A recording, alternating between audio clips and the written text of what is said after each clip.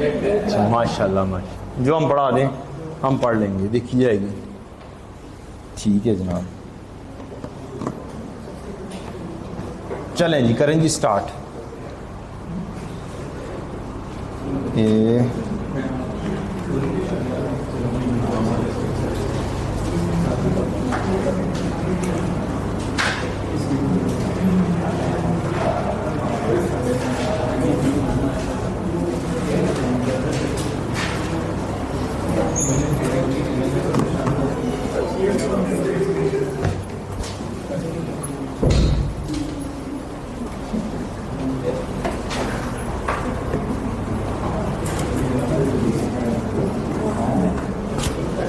करें जी स्टार्ट। हो गया जी। अस्सलाम वालेकुम स्टूडेंट्स, उम्मीद है आप खैर खैरियत से होंगे बच्चों। बिस्मिल्लाह पढ़ लें, दुरूद शरीफ पढ़ लें, फिर हम आगाज़ करते हैं। बिस्मिल्लाहिर्रहमानिर्रहीम। अल्लाहुम्मा सल्ली अला मुहम्मदिन व अला आलि मुहम्मदिन कमा सल्लैता अला इब्राहीम व अला आलि इब्राहीम इन्नका हमीदुम मजीद। अल्लाहुम्मा बारिक अला मुहम्मदिन व अला आलि मुहम्मदिन कमा बारकता अला इब्राहीम व अला आलि इब्राहीम इन्नका हमीदुम मजीद।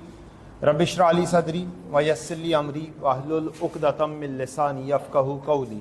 रब्बि ज़िदनी इल्मा रब्बि यस्सिर वला तुअस्सिर व तम्मिम बिल खैर व बिका नस्तईन। अल्लाहुम्मा इन्नी अस्अलुका इल्मन नाफ़िअन व अमलन मुतक़ब्बलन व रिज़्क़न तय्यिबा। Welcome to MFA। आप माशाल्लाह से सीनियर बंदे हो गए हैं CMA पास करके, या कम से कम CMA अटैम्प्ट कर आप MFA में बैठे हुए हैं, और इंशाल्लाह होपफुली आप लोग CMA पास कर लेंगे। अगर अभी पास नहीं भी हुआ तो, यानी कि अगर रिज़ल्ट वेटेड हैं तो इंशाल्लाह अल्लाह करे आप लोग पास हो जाएं और आप क्लास का हिस्सा बरकरार रखें इंशाल्लाह।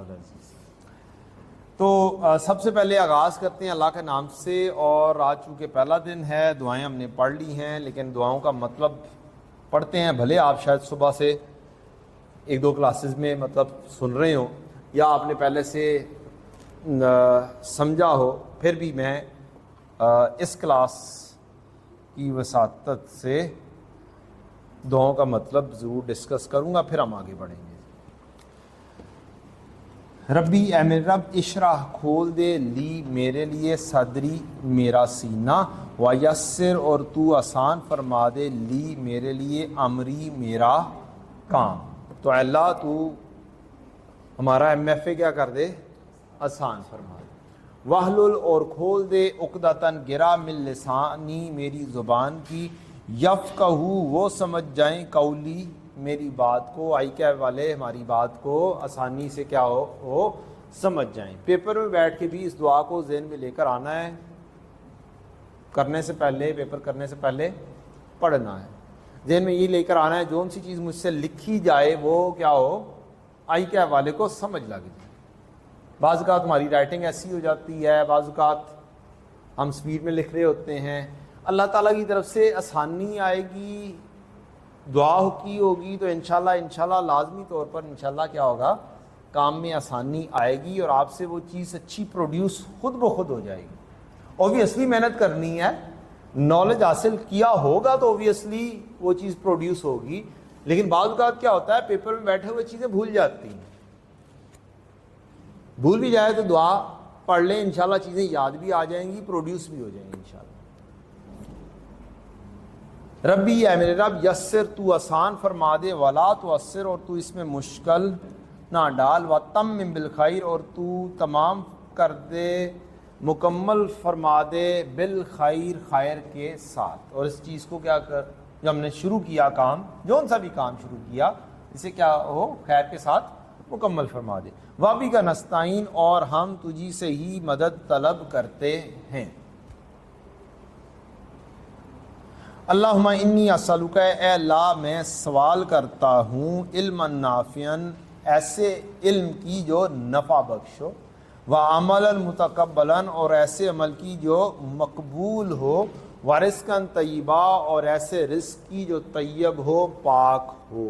अल्लाह ताला हमें वसी रिज़्क़, हलाल रिज़्क़ कमाने की तौफ़ीक दे और हमें वसी रिज़्क़ अता फरमा। MFA हम पढ़ने जा रहे हैं। MFA के बच्चों 2 हिस्से हैं। इसका कोर्स प्लान आज अभी मैंने नहीं बनाया, इंशाल्लाह एक आधे दिन में इसका कोर्स प्लान कि हम कब शुरू कर रहे हैं कब ख़त्म कर रहे हैं इंशाल्लाह वो भी आपके साथ इंशाल्लाह शेयर कर दूंगा। MFA के 2 हिस्से हैं,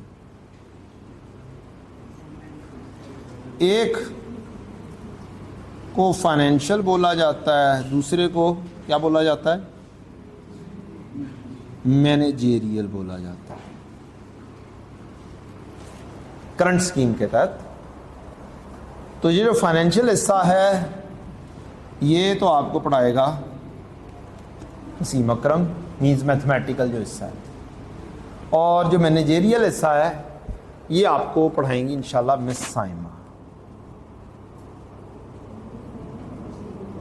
पढ़ा हुआ है कभी मिस साइमा से? She is ACME qualified, 2-3-4 attempt से वो MFA पढ़ा रही हैं, और पर्टिकुलरली जैसे I2B है थ्योरेटिकल आप लोगों ने पढ़ा हुआ है उनसे, तो बहुत सारे स्टूडेंट्स ने पढ़ा हुआ है। उम्मीद तो है कि जी आपको कोई प्रॉब्लम पेश नहीं आएगी। स्टिल प्रॉब्लम पेश आए तो मैं भी यहीं पे हूँ, आप भी यहीं पे ही हैं, उस चीज़ को हम क्या कर लेंगे, टैकल कर लेंगे। कहीं पर भी आपको आपके किसी कुलीग को, छोटे भाई को, जो आपका कोई और साथी आया है कॉलेज के अंदर, कोई भी प्रॉब्लम आती है मैं यहीं पर ही हूँ, और किसी भी किस्म की कोई प्रॉब्लम हो आप मेरे साथ शेयर कर सकते हैं, तो हम उसको क्या करेंगे इंशाल्लाह टैकल कर लेंगे। मोस्ट प्रोबेबली 2 दिन हम रखेंगे मैनेजेरियल के लिए, सेपरेट कर देंगे। थोड़े हैं नहीं थोड़े नहीं, आराम से, बहुत थोड़ा सा कोर्स है MFA का, ऐसे ये इधर शुरू किया उधर ख़त्म।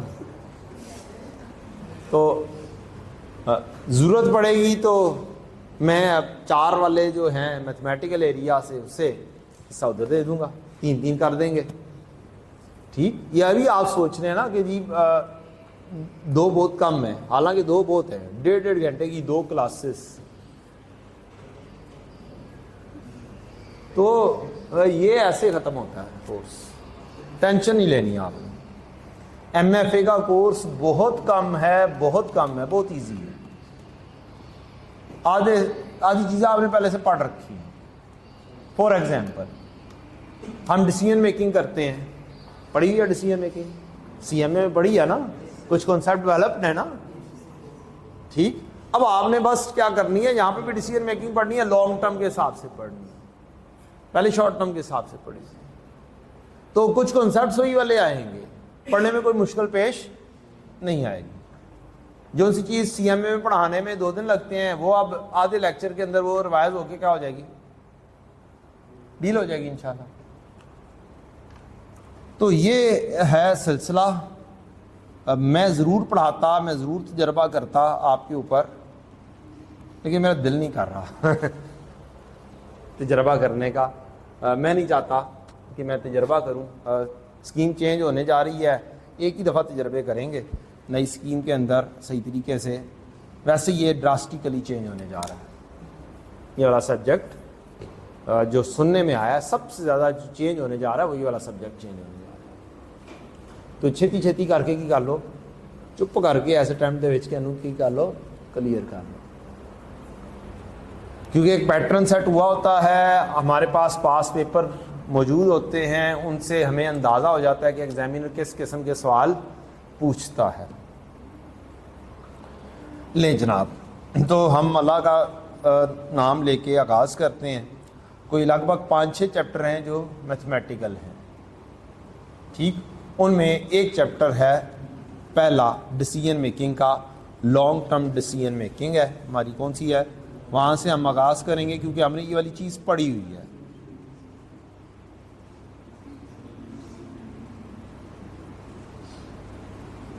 लॉन्ग टर्म डिसीजन मेकिंग में हमें करना होता है प्रोजेक्ट का अप्रेजल। क्या करना होता है जी, प्रोजेक्ट अप्रेजल करनी होती है। प्रोजेक्ट अप्रेजल कैसे होती है, बड़ा आसान सा काम होता है। आपने FAR 1 के अंदर एक चीज़ पड़ी थी IAS 36। इसके अंदर आपने क्या काम किया था, आपने ऐसे एक फॉर्मेट बनाया था, 1 साल 2 साल 3 साल 0 फ्यूचर कैश फ्लो लिखे थे। क्या लिखे थे? फ्यूचर कैश फ्लो लिखे थे। कुछ इनफ्लोज थे, कुछ आउटफ्लोज थे, नेट कैश फ्लोज बना था। उसकी आपने क्या बनाई थी? प्रेजेंट वैल्यू बनाई थी। नेट प्रेजेंट वैल्यू आपने कैलकुलेट की। अब और अगर नेट प्रेजेंट वैल्यू वहां पर तो किसी और मकसद के लिए थी, यहां पर डिसीजन मेकिंग होगी। अगर net present value greater than 0 आ जाती है, यानी पॉजिटिव आ जाती है, जो कि आपने एक ज़माने में QM में भी पढ़ी हुई है। क्या पढ़ी हुई है? QM में भी पढ़ी थी आपने। IRR पढ़ा था और नेट प्रेजेंट वैल्यू पढ़ा था। ऐसे ही है? याद आ गया थोड़ा थोड़ा सा? तो वो दोनों चीज़ें यहाँ पर पढ़नी है हमने। IRR भी पढ़ना है, नेट प्रेजेंट वैल्यू भी पढ़नी है। तो ये है लॉन्ग टर्म डिसीजन मेकिंग में काम करने का तरीका। उसके लिए हमें ऑब्वियसली फ्यूचर कैश फ्लो होगा और प्रेजेंट वैल्यू का फार्मूला आना चाहिए। क्या था जी प्रेजेंट वैल्यू का फार्मूला? फ्यूचर वैल्यू जोन सी भी है 1 + I या R raise to power -n। एक ये था। अगर इक्वल कैश फ्लो होते हैं, एक जैसे कैश फ्लो होते हैं, तो एनओटी लग जाती है। वो यहां पर कम नहीं लगेगी, आएगी, हम वो भी पढ़ लेंगे इंशाल्लाह। वैसे चलें हम लिख देते हैं एनओटी का फार्मूला। अब मुझे बताने की जरूरत तो नहीं है इस वक्त कि एनओटी क्या होती है। इक्वल कैश फ्लोज होते हैं और उनकी प्रेजेंट वैल्यू आपने मालूम करनी है। R equal cash flow 1 - 1 + I raise to power -n over I। यह एनओटी का फार्मूला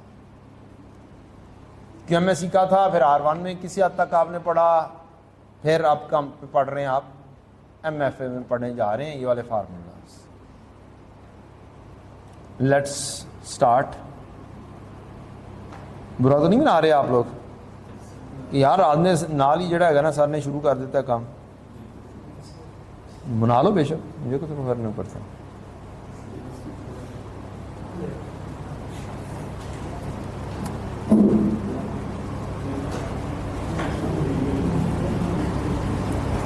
लें जनाब, अब आपने करना है प्रोजेक्ट अप्रेजल। और प्रोजेक्ट अप्रेजल में आपने क्या करना है? नेट प्रेजेंट वैल्यू मालूम करनी है और यहाँ के हिसाब से सीखनी है चीज़ें। हर जो आपका सब्जेक्ट है उसकी अपनी अपनी डायनामिक्स हैं।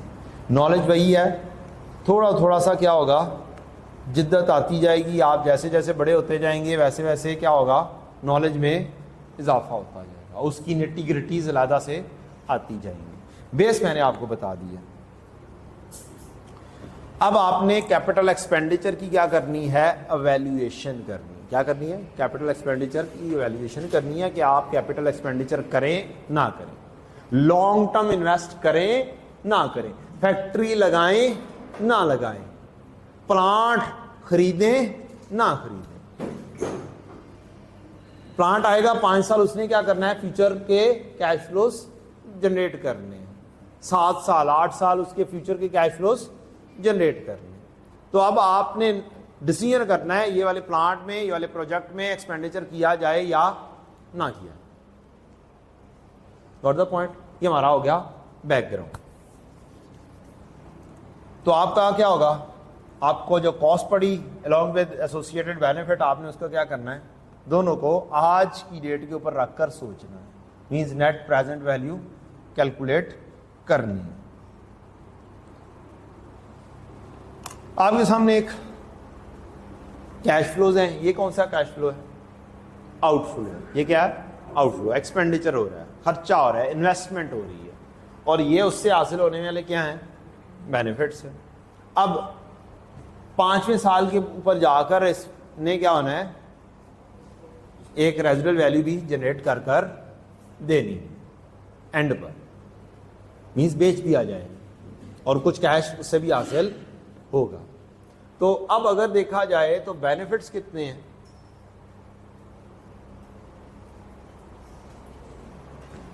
ना तुसी दसना, मैनू नहीं पता, मैनू काउंटिंग करनी भुल गई है। 2 लाख समथिंग होगा, 2,34,000। देखने में तो यही लग रहा है कि ये क्या है, बेनिफिट ज़्यादा है और कॉस्ट कम है, लेकिन ये फ्यूचर के बेनिफिट्स हैं। यहां पर एक कॉन्सेप्ट आता है time value of money. FAR2 में टाइम वैल्यू ऑफ मनी पढ़ लेते हैं आप। अब जिन्होंने नहीं पढ़ा हुआ तो मैं उसमें क्या नहीं बात करनी है, पुरानी चीज़ R1 तक हमने रहना है या CMA तक रहना है, हमने R2 की बात नहीं करनी, क्योंकि कुछ स्टूडेंट होते हैं जो R2 भी पढ़ रहे हैं साथ साथ अभी कुछ पढ़ा ही नहीं हुआ। ठीक है, लिहाजा मैंने बात कहाँ तक रखनी है, R1 और CMA तक बात रखनी है, ताकि जो सी चीज़ें पढ़ी हुई हैं उन तक का ही रेफरेंसेस क्लास के अंदर आए। तो टाइम वैल्यू ऑफ मनी आपने पढ़ा हुआ है, QM में पढ़ा हुआ है।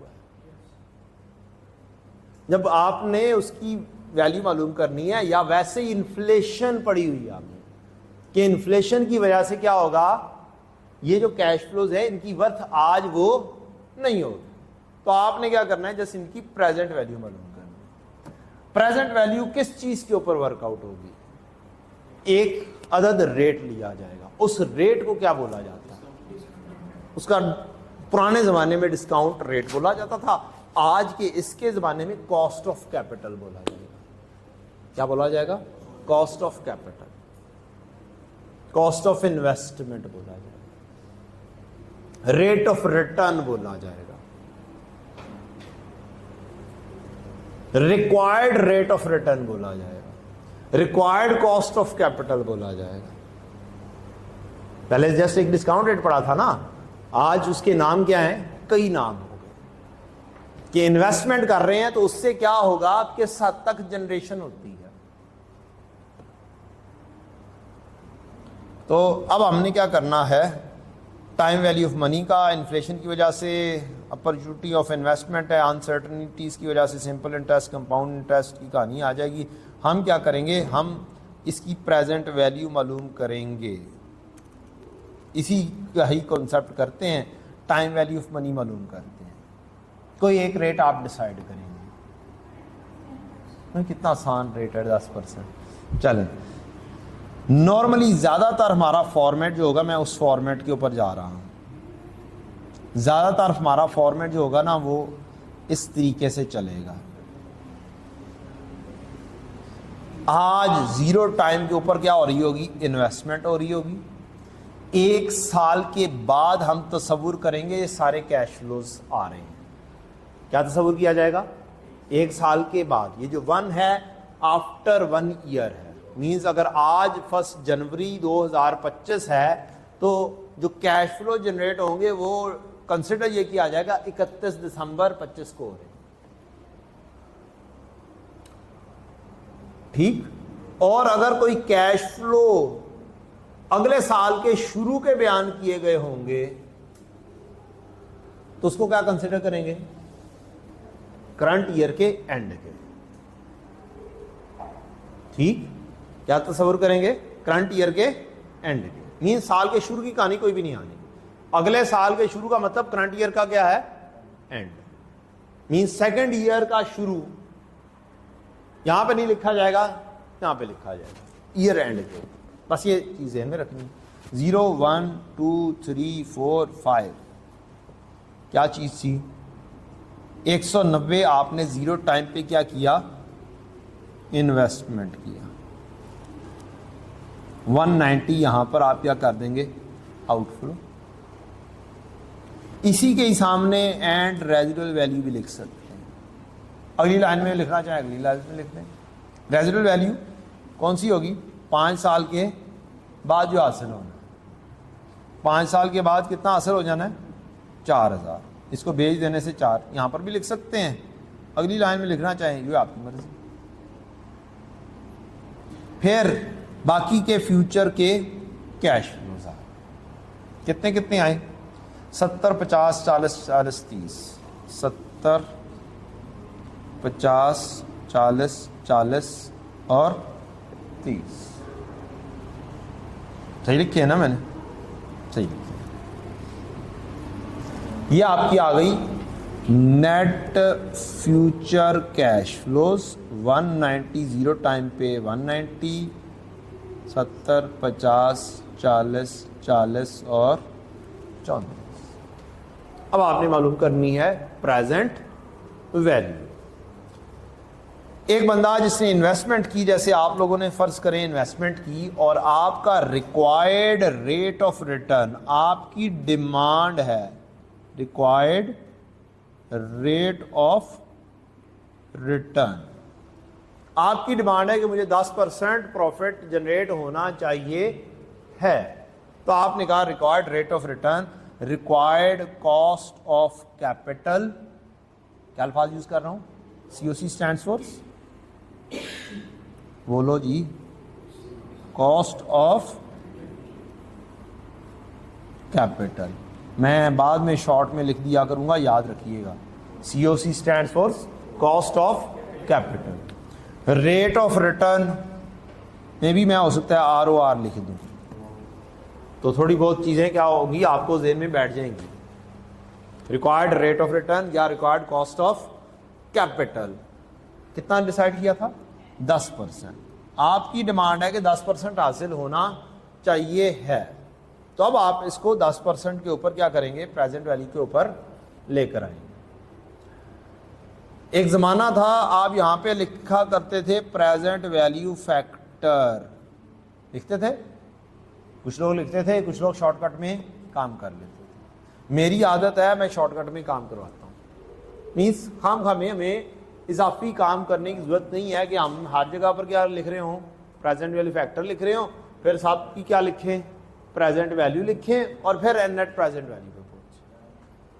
2-3 तरीका कार है, मैं डिस्कस कर देता हूँ। प्रेजेंट वैल्यू फैक्टर आपने लिखना था 1.1 रेज़ टू पावर -1, पहला दिन है ना, 1.1 raise to power -2, 1.1 raise to power -3, 1.1 raise to power -4, 1.1 raise to power -5। करें जरा कैलकुलेट, तो भी लगे पता है कैलकुलेटर। चलो जी, कैलकुलेटर भी नहीं सर, असी तो एंजॉय करना आए सी आज पहले दिन। चलो, हमें पता था ओरिएंटेशन है आज। ओरिएंटेशन एक दिन पहले मैसेज करवाया था सबको कि ओरिएंटेशन पहले दिन है, उस दिन कोई भी नहीं आया, कहते खैर है आज ओरिएंटेशन केड़ी पढ़ाई होनी है।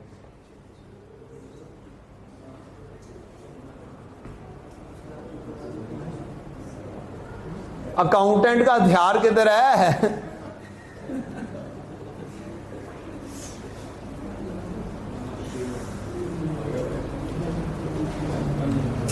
feel the time, how much time it will consume.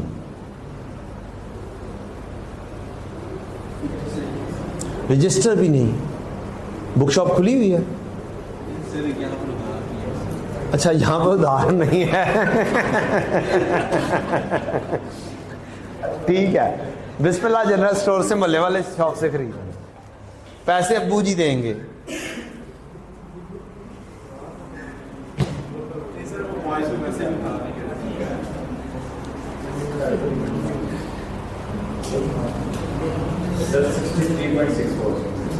ये पहले की 63.64,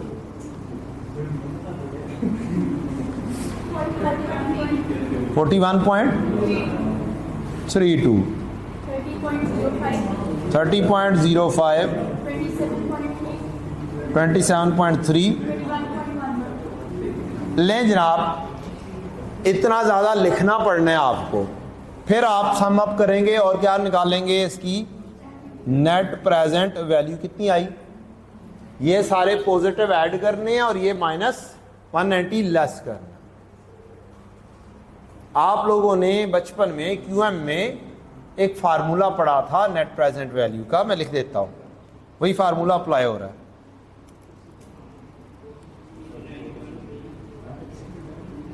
present value of investment minus present value of, नहीं सॉरी उल्टा लिखा गया, प्रेजेंट वैल्यू ऑफ फ्यूचर, बेटा बातें नहीं काइंडली,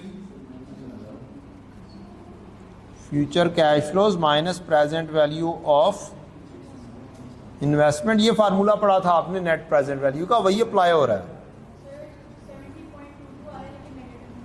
नेगेटिव में 70.22, ये पॉजिटिव में आता तो इसका मतलब ये था कि क्या है, ये बेनिफिशियल है, ये 10% को मीट कर रहा है। ये नेगेटिव में आंसर आया, इसका मतलब ये बेनिफिशियल नहीं है, ये 10% रिटर्न नहीं दे रहा।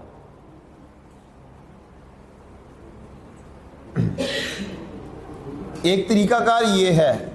अब ये वाला काम जब रूटीन में होना है तो मैं कतअन रिकमेंड नहीं करता स्टूडेंट्स को कि इतना लेंथी काम करें। मेरे नज़दीक ये बेवकूफ़ी है।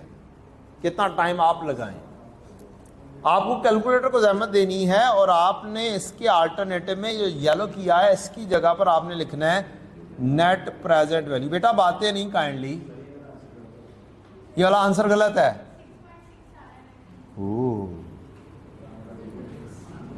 Positive negative, negative 6.6।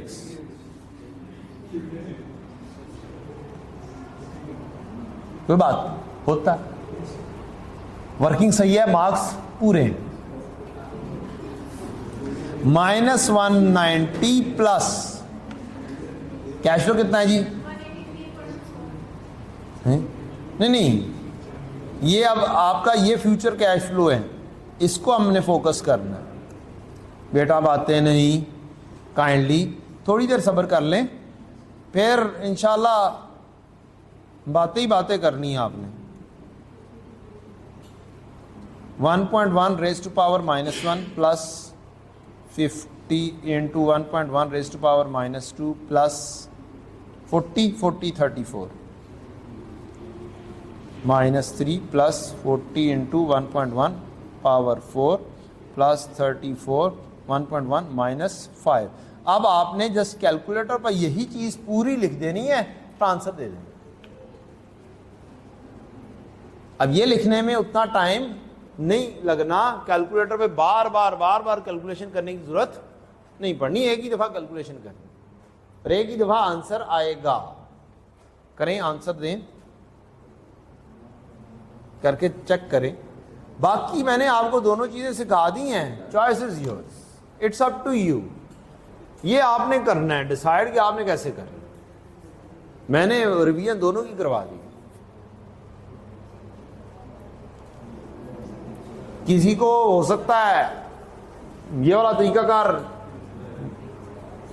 ना अच्छा लगे, तो फिर जो सा तरीकाकार अच्छा लगता है कर लो, खुद कर कर देखो किसमें टाइम कम लगता है।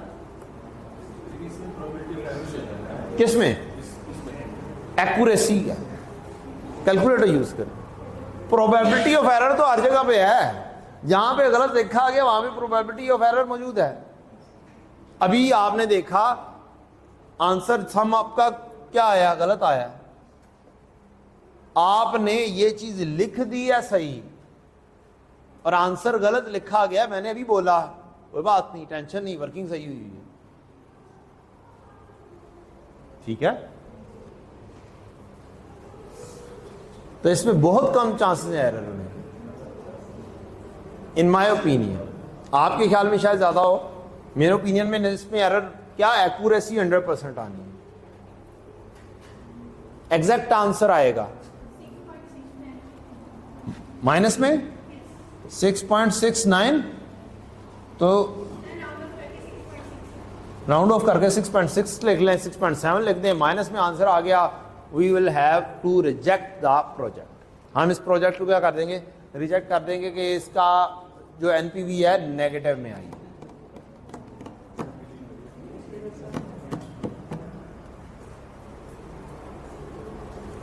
अब ये वाला चैप्टर आप सोचने कि बस ऐसा ही है, ये जितनी नटी ग्रिटीज यहाँ पर हैं ना QM में थी ना ही IS 36 में थी। यहाँ पर इन्फ्लेशन भी आएगी, यहाँ पर टैक्सेशन भी आएगा, यहाँ पर करंट ईयर के जो खर्चे हैं उनकी पेमेंट नेक्स्ट ईयर में भी होगी। तो यहां पर सारी निटी-ग्रिटीज यहां पर आनी है। आप तैयार हैं? Time value of money. चलें यार, शुरू करते हैं फिर बच्चों वाला सवाल सॉल्व कर दें। पुरानी रिवीजन करवा रहा हूं क्यूएम की। कैलकुलेटर अभी तो क्यूएम की रिवीजन चल रही है।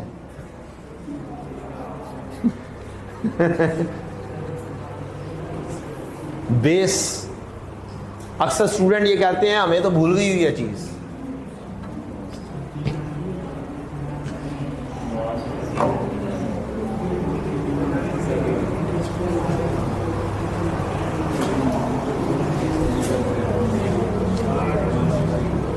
खुदारा छुट्टी नहीं करनी, कोई भी छुट्टी जो है ये हराम है सीए के स्टूडेंट्स पर।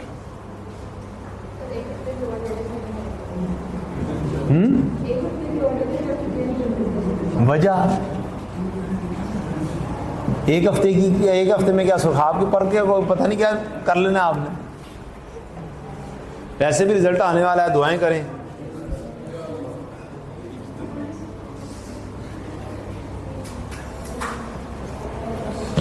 मेरिट लेने वाले बच्चे वैसे बोलेंगे, और उन्हें एक दूसरे को देखना शुरू कर दिया, मेरिट लेने वाले बच्चे।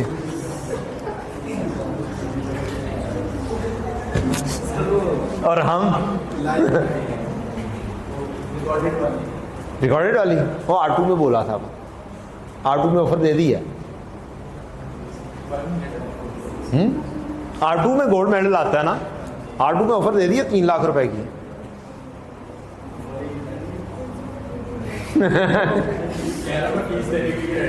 मैं फीस देने के लिए रेडी हूँ। लेकिन जनाब आप MFM में लेकर आए मेरिट, हम उसमें भी दे देंगे आपको।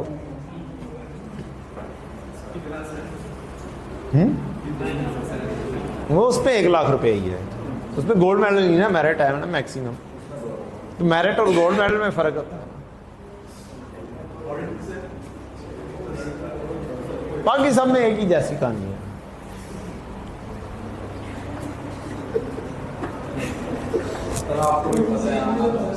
आना तो है कोई नहीं है, जितनी मर्जी ऑफर कर दो है। नहीं नहीं नहीं, ये कहने की बात होती है, आपके साथ वाला चांसेस है कि जी मेरिट ले जाएगा, आप ले ना ले।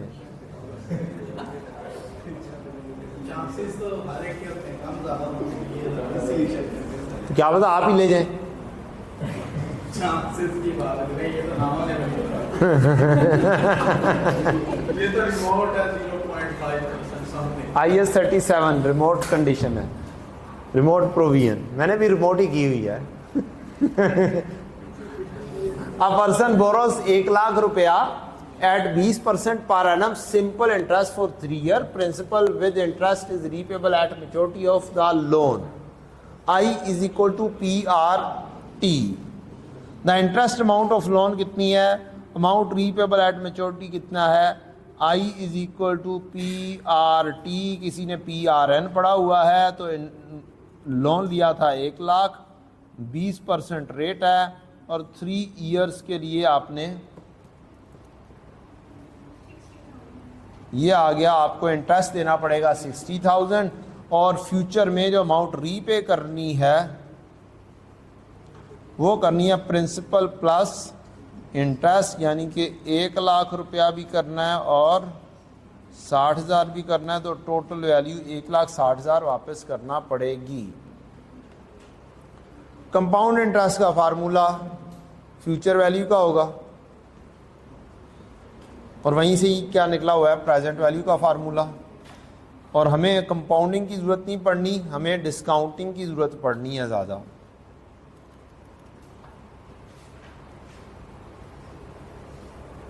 चलें,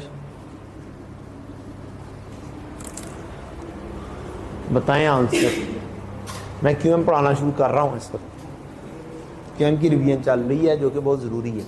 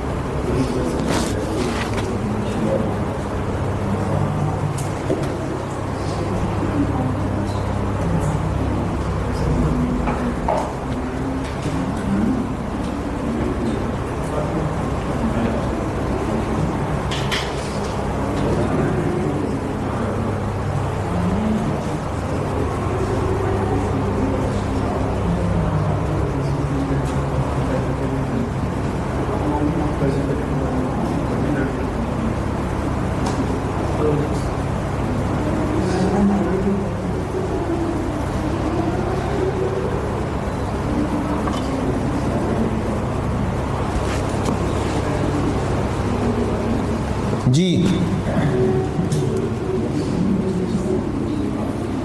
4 साल के बाद 10,000 हासिल होना है।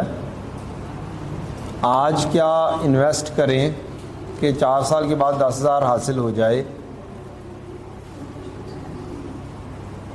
0 1 2 3 4 ये आज इसकी क्या निकालनी पड़ेगी? Present value, future value 1 + i raised power minus n। Future value कितनी है जी? 10,000 1 + i 8%। कितने साल बाद? 4 साल।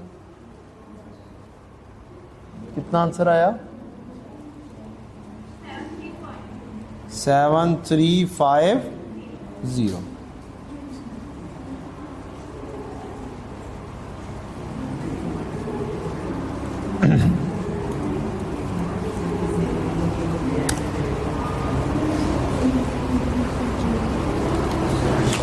ले जी, अब हम अपने टॉपिक पर आ जाते हैं। कैपिटल इन्वेस्टमेंट अप्रेजल में 2-3 मेथड इस्तेमाल होते हैं। एक है नेट प्रेजेंट वैल्यू मेथड, एक है IRR। यही 2 मेथड ज़्यादा यूज़ होते हैं।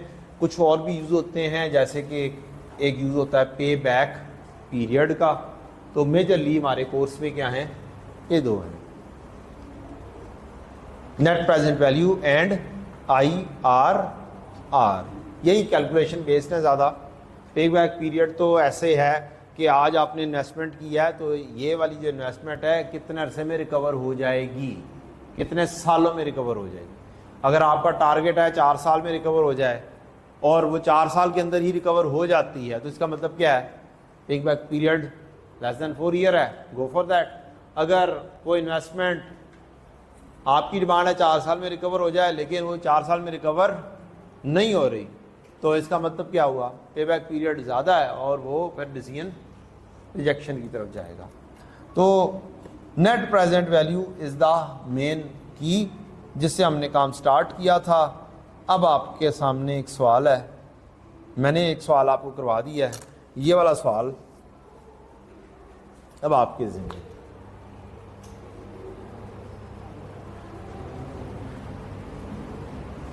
ये वाला अब आपने करना है।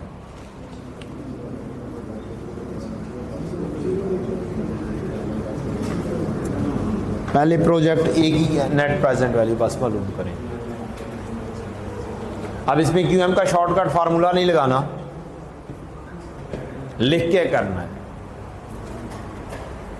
MCQ बेस्ड नहीं है ये, ज़ुबानी कलामी काम नहीं करना। ये जस्ट एक स्टार्टिंग पॉइंट है, इससे हमें आगे बढ़ना है। फॉर्मेट जो मैंने बनवाया है उसी फॉर्मेट पे बना लें, बेहतर यही है, क्योंकि उसी फॉर्मेट पे हमने बहुत सारे सवाल करने हैं।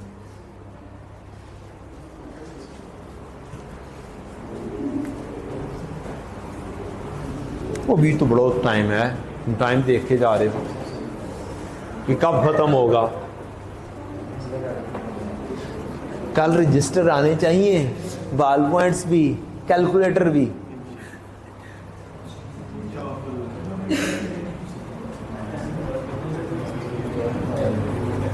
रेट क्या है जी? हाँ, ये तो बड़ी अच्छी बात कही है कि रेट क्या है।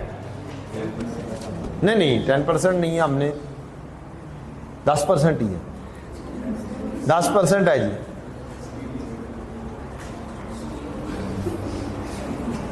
%10 है। मुझे नेट प्रेजेंट वैल्यू आपने बतानी है, फिर मैं ये सवाल नहीं करवाऊंगा। आज जस्ट मुझे आंसर बताएंगे, मैं लिख दूंगा बस। क्या बात है, इसने कोई ज़ुबानी कलामी सारा कर दिया, कोई फॉर्मेट नहीं बनाया।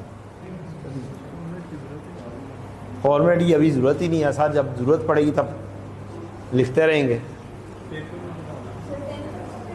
10% रेट।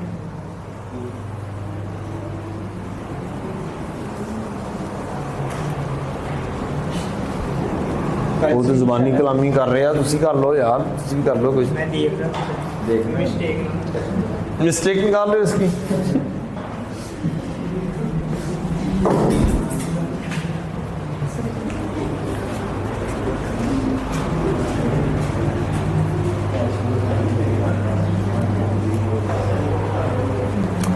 सारे अपने अपने पुराने याद किए हुए ना शॉर्टकट्स के ऊपर काम कर रहे हैं इस वक्त। जिन्होंने काम नहीं आना यहाँ पे शॉर्टकट्स में, क्या आंसर आया? 1 2 3 0 4 5।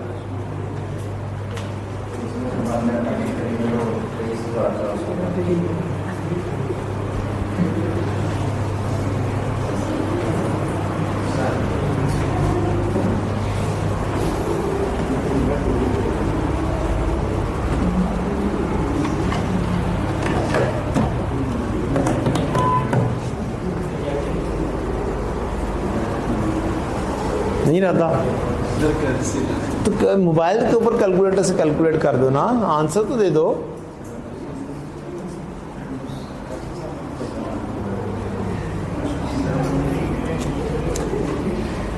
वो पिछले भाई से एक रजिस्टर का एक पेज ही ले लेते।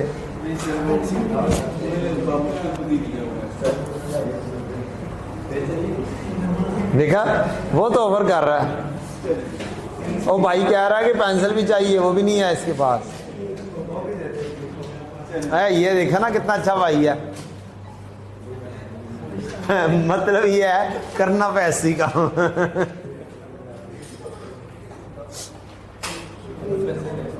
दो पेंसिल दूंगा।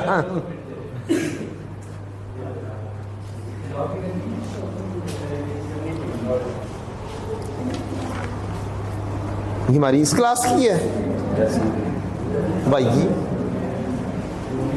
Count the number.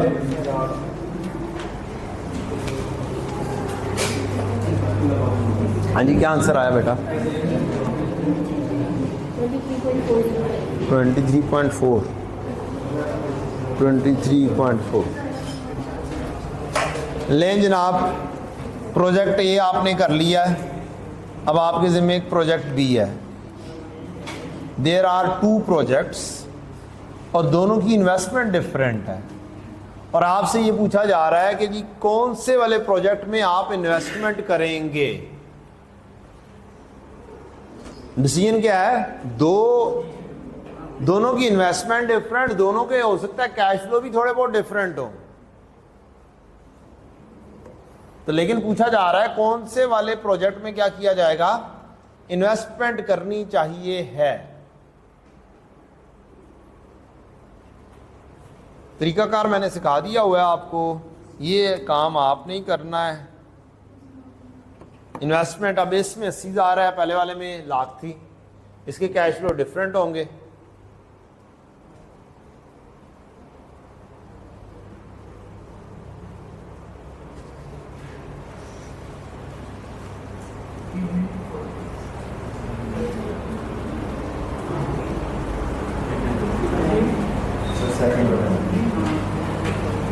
बी वाले में करनी चाहिए।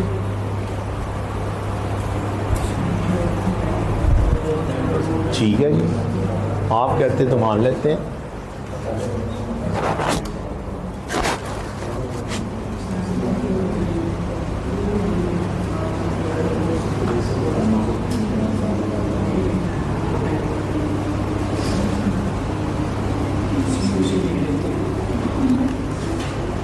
एक ही क्या आई थी? 23,400।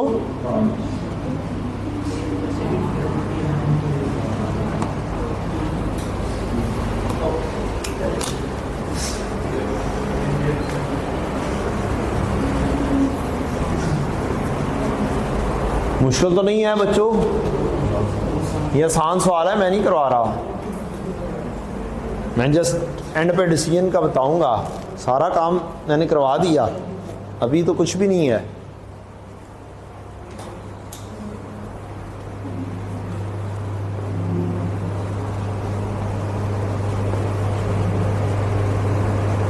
भाईजान इन्वेस्टमेंट नेगेटिव में आनी है।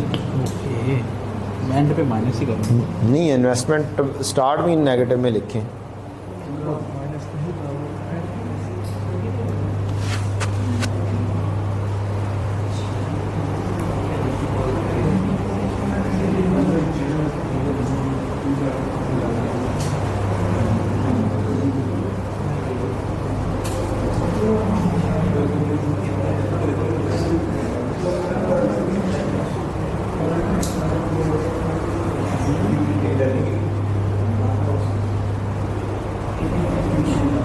सारे शॉर्टकट में ही करने हैं सवाल।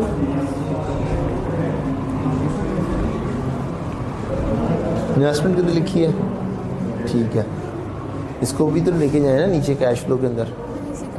नहीं, ये चीज़ -80,000 टोटल में, तो टोटल में इतनी तो लेके जा रही हो। यहाँ पर टोटल लगाया हुआ है ना आपने, यहाँ पे लिखा जाना है, ऊपर नहीं लिखा जाना। ये काट दें,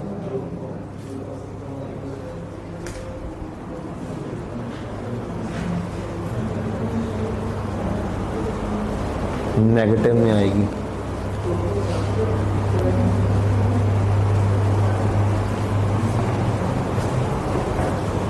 एटी टोटल में लेकर जाएं।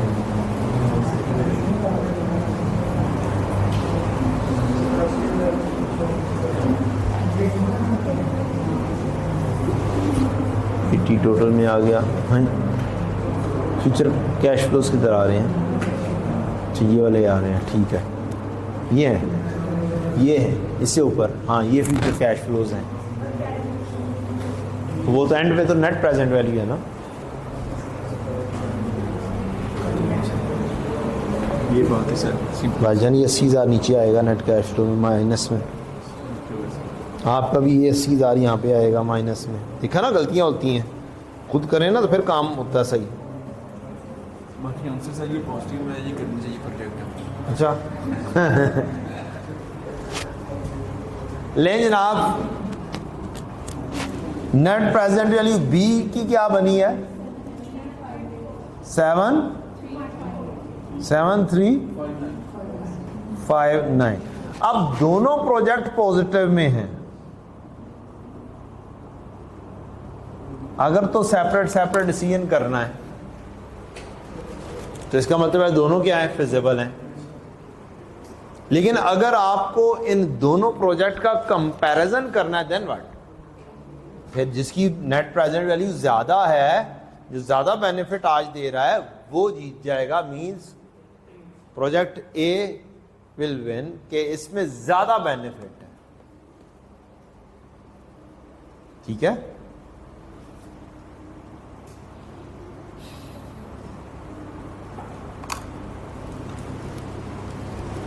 रूल क्या जी, comparison rule with higher net present value would be benefit. So what, ज्यादा कैपिटल लगाया, ज्यादा बेनिफिट भी तो मिल रहा है ना, अल्टीमेटली ज्यादा बेनिफिट है। ठीक, आपने कहा ज्यादा इन्वेस्टमेंट भी तो करनी पड़ रही है ना, तो बात ये, हम सारी चीजों को कहां पर लेकर आकर देख रहे हैं, जीरो टाइम पर लेकर आ रहे हैं, यानी कि इन्वेस्टमेंट और बेनिफिट को नेट ऑफ कर कर देख रहे हैं कि नेट में क्या चीज हासिल हो रही है, नेट में बेनिफिट किसका ज्यादा है। आपको ज्यादा बेनिफिशियल देखना है, आपको कैश का प्रॉब्लम नहीं है कि लाख इन्वेस्ट करें या 80,000 करें, आपको रिटर्न ज्यादा चाहिए। और नेट में चाहिए कि नेट में आपको 80 का इन्वेस्टमेंट की और नेट में बचत हो रही है 7359, लाख की इन्वेस्टमेंट की और बचत हो रही है 23,405। आज की टाइम में जीरो टाइम पर आप देख रहे हैं, सारी फ्यूचर वैल्यूज को आज पर लेकर आ रहे हैं और ये पॉजिटिव ज्यादा है। तो जब कंपैरिजन हो रहा होगा तो कंपैरिजन रूल में हायर नेट प्रेजेंट वैल्यू जीतेगी। व्हाट द पॉइंट,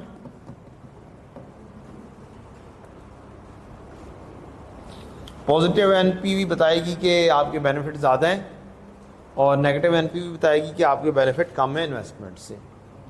और कंपैरिजन रूल के अंदर क्या आएगा, ज़्यादा एनपीवी वाला बेहतर है, तो फिर आपका डिसीजन क्या होगा, ए और बी। ए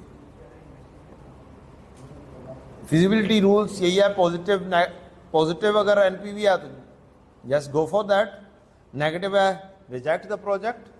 कंपैरिजन रूल में हायर नेट प्रेजेंट वैल्यू क्या होगी, वो बेहतर होगी। और ठीक है प्यारे बच्चों,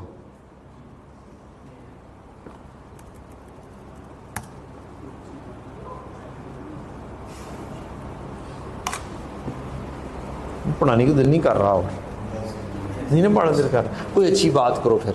कोई लतीफ़ा सुनाओ, कोई शायरी सुनाओ। नहीं, आज आपने करनी, आज आप लोग बताएंगे। मुझे ये भाई शायर शायर लग रहे हैं। नहीं रजिस्टर नहीं खोलना।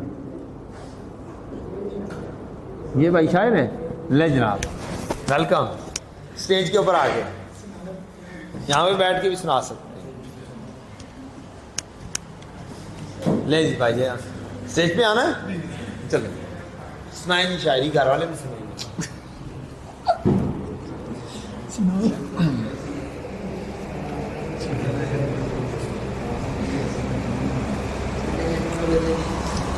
क्लैपिंग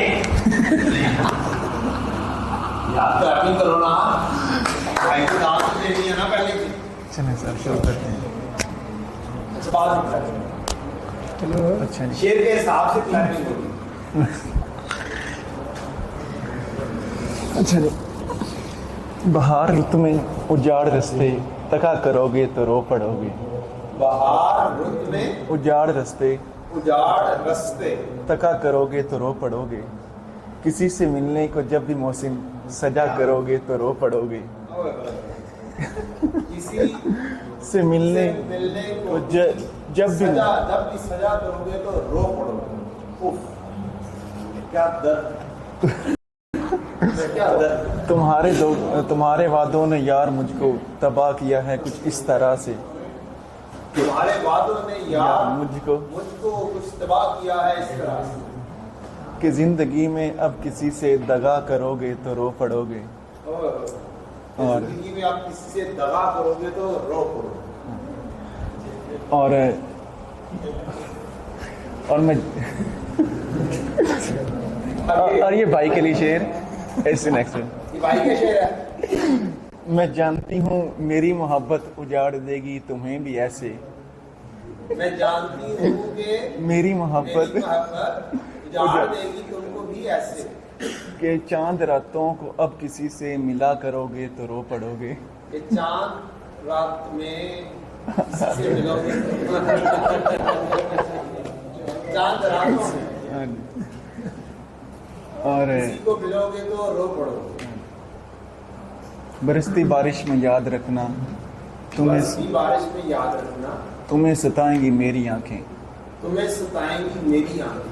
किसी वली के मज़ार पर जब दुआ करोगे तो रो पड़ोगे। किसी वली के मज़ार पर जब दुआ करोगे तो रो पड़ोगे। किसी वली के मज़ार पर जब दुआ करोगे तो रो पड़ोगे। दर्द है।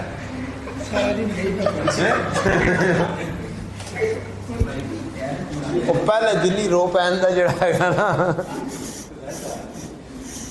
ਜ਼ੁਲਮ ਢਾ ਛੜਿਆ ਤੁਸੀਂ ਤੇ। ਕਲੈਪਿੰਗ ਨਹੀਂ ਕਰਨੀ?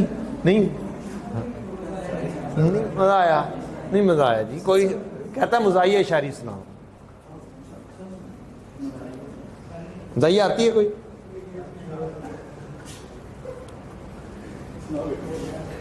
हाँ जी जी भाई। सजदा इश्क हो तो इबादत में मजा आता है, खाली सजदों में तो दुनिया ही बसा करती है। लोग कहते हैं बस फर्ज अदा करना है, ऐसा लगता है कोई कर्ज लिया हो रब से। तेरे सजदे कहीं तुझे काफिर ना कर दें इकबाल, तू झुकता कहीं है और सोचता कहीं और है। झुकता कहीं है और सोचता कहीं और है। वही शेख साहब की कहानी है ना कि जी चार रख्तां दे विच चार दुकानां दी जिहड़ी हैगी है हिसाब किताब कर लैंदे सी ਉਹ हैं। और एक दफ़ा भूल गए मौली साहब तो कहते ने 3 दुकानां दा हिसाब होया है ते 3 ही रख्तां होईयां ने। चलें जी आ जाए फिर।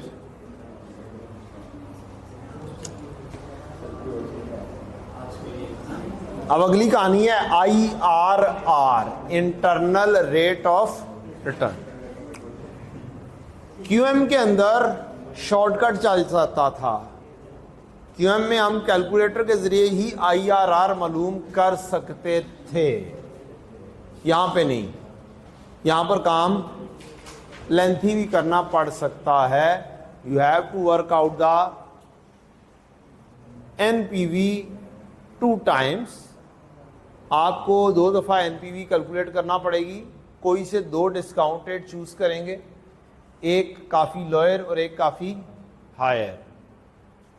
एक के ऊपर एनपीवी पॉजिटिव आनी चाहिए और दूसरे के ऊपर एनपीवी नेगेटिव आनी चाहिए। 2 रेट चूज करेंगे, 2 एनपीवी आएंगी। एक के ऊपर कौन सी एनपीवी पॉजिटिव, दूसरे के ऊपर नेगेटिव। ये बताएं हायर रेट के ऊपर नेगेटिव आएगी या लोअर रेट के ऊपर नेगेटिव आएगी? हायर रेट पे नेगेटिव आएगी। किस पर आएगी? हायर रेट पर नेगेटिव आएगी, क्योंकि वो टारगेट मीट नहीं कर रहा होगा। और फिर आप क्या करेंगे? IRR के लिए ये वाला फार्मूला यूज करेंगे। LR stands for lower rate, for example 5% plus NPV at lower rate divided by NPV at lower rate minus NPV at higher rate. ये NPV हायर रेट नेगेटिव में होनी चाहिए। नेगेटिव नेगेटिव बन के multiply होगी, क्या आएगा? पॉजिटिव। मल्टीप्लाई करेंगे इसे higher rate minus lower rate. और ये एक फार्मूला है जजमेंटल वाला फार्मूला, इसके जरिए ही करना पड़ेगा यहां पर काम। शॉर्टकट वाली कहानी यहां पर नहीं चलेगी, जो आपने शायद सीखी हो कहां पर भला? QM में। वहां पर जरूरत शॉर्टकट की है, यहां पर जरूरत फार्मूले की। अच्छा जी, अब IRR कैलकुलेट करते हैं हम। मेरा ख्याल है यही वाला प्रोजेक्ट आपने किया था। तो यार बड़ा लेंथी काम हो जाना है।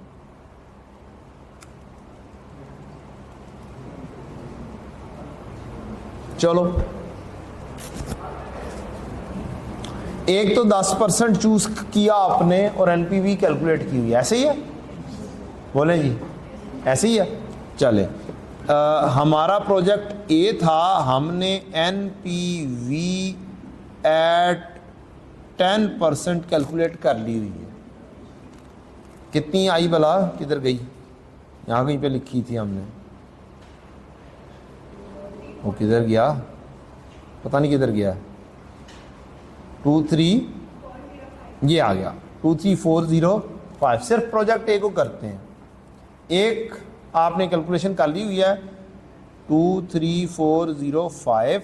अब हम प्रोजेक्ट ए की ही एनपीवी कैलकुलेट कर लेते हैं। कौन सा रेट चूज करें? अब आपने एक रेट चूज किया 10% कर लिया, इससे एनपीवी कौन सी आई? पॉजिटिव। दूसरी चाहिए आपको नेगेटिव। इसका मतलब है आप हायर रेट जाके चूज करेंगे। एनी विनी अन्नी मंचानी 45%, 30% कर लें, 25% कर लें, 28% कर लें, उम्मीद है नेगेटिव आ जाएगी इंशाल्लाह। तो हम क्या करते हैं, मैं अब आपके साथ कैलकुलेट करता हूँ, आप उसी के अंदर एक्सटेंड करके कैलकुलेशन कर सकते हैं। 0 1 2 3 4 5 इन्वेस्टमेंट कितनी थी? 1 लाख की। रेजिडुअल वैल्यू कितनी थी? 4000। 5 साल के बाद, 5 साल के बाद फ्यूचर कैश फ्लोज कितने कितने थे? 50 40 30 20 10। Wow, easy. 50 40 30 20 10। 50 40 30 20 14।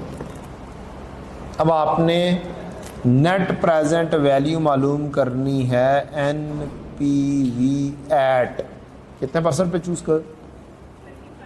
25%। नहीं जनाब, अब मुझे जस्ट एक आंसर बता दें एनपीवी का, जुबानी कलामी। -100 + 50 × 1.25 raise to power -1 + 40 × 1.25 raise to power -2 + 30 × 1.25 raise to power -3 + 20 × 1.25 raise to power -4 and +14 × raise to power 1.25 into 1.25 raise to power -5।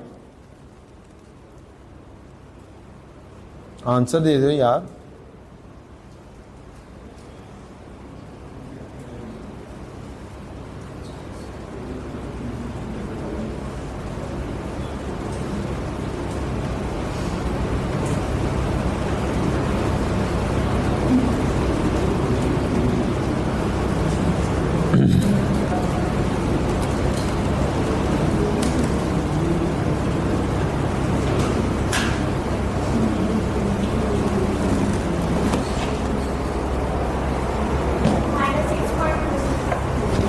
-6.26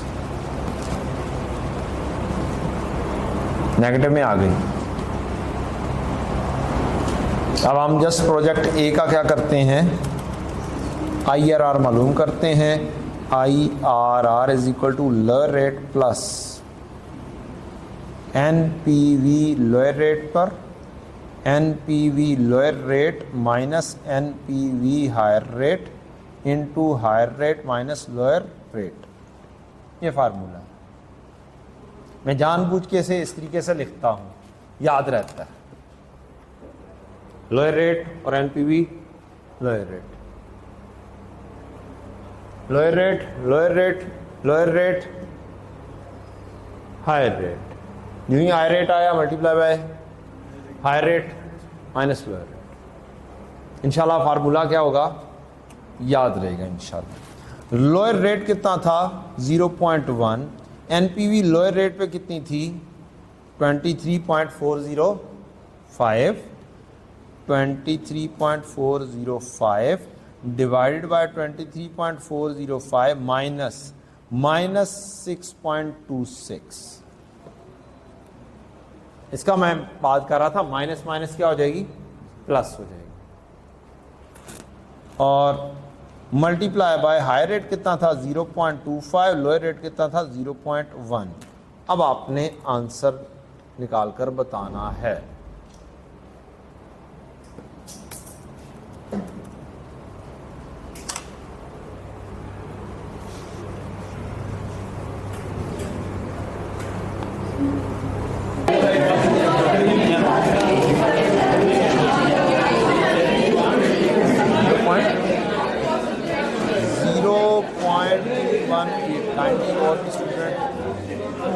cross verify 1218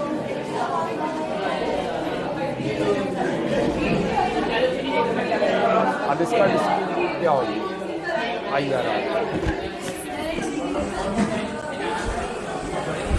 एक इन्वेस्टर जो इन्वेस्ट कर रहा है उसकी एक डिमांड होगी कि मुझे कम से कम ये रेट चाहिए। अगर तो ये वाला रेट जो आया ये हायर आएगा, इसका मतलब है ये पूरी कर रहा है उसकी डिमांड। लेकिन अगर ये उससे लोअर रेट आया तो इसका मतलब है उसकी डिमांड मुकम्मल पूरी नहीं हो रही। फॉर एग्जांपल, अगर डिमांड हो इन्वेस्टर की मुझे 15% रेट ऑफ रिटर्न चाहिए है, तो मुझे क्या है इस प्रोजेक्ट में इन्वेस्ट करना चाहिए या नहीं। डिमांड क्या है, इन्वेस्टमेंट पे 15% चाहिए, तो ये प्रोजेक्ट कितने दे रहा है 21% दे रहा है। इसका मतलब है yes go for the project. लेकिन अगर डिमांड हो कि मुझे 30% चाहिए रिटर्न, तो फिर क्या है, यही प्रोजेक्ट क्या हो जाएगा, रिजेक्टेड हो जाएगा, क्योंकि ये 30% मुकम्मल पूरा कर नहीं दे रहे।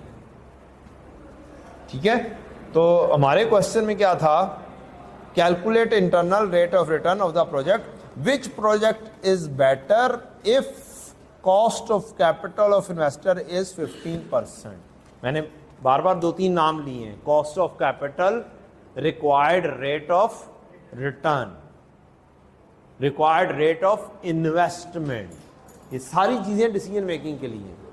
ये rate of return, cost of capital एक ही चीज का मुख्तलिफ नाम है कि डिमांड इन्वेस्टर की क्या है, इन्वेस्टर क्या चाहता है, वो 15% रिटर्न चाहता है अपनी इन्वेस्टमेंट पे। तो ये वाला प्रोजेक्ट कितना दे रहा है 21%। इसका मतलब है go for the project, demand पूरी हो रही है। ठीक है, सेम आप प्रोजेक्ट बी को कर देख सकते हैं। मैं नहीं करवा रहा, बस कहानी ख़त्म, मैंने करवा दिया। फिजिबिलिटी रूल क्या है जी? अगर प्रोजेक्ट का rate of return, internal rate of return cost of capital से क्या होगा, ज़्यादा होगा तो आप एक्सेप्ट कर लेंगे। अगर प्रोजेक्ट का रिटर्न कम होगा तो आप क्या कहेंगे, जनाब ये मीट ही नहीं कर रहा, reject. Homework is class work.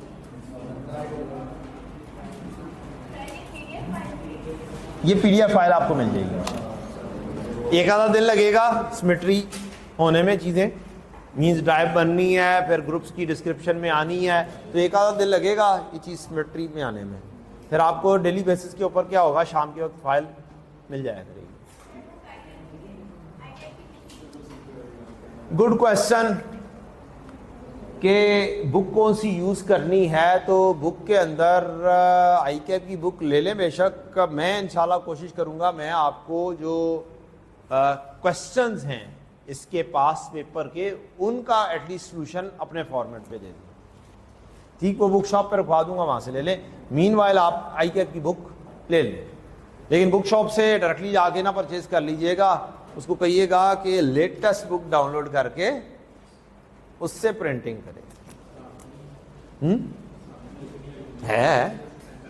है वैसे ही है जैसे R2 की है, मीन्स फुली पब्लिश्ड नहीं है,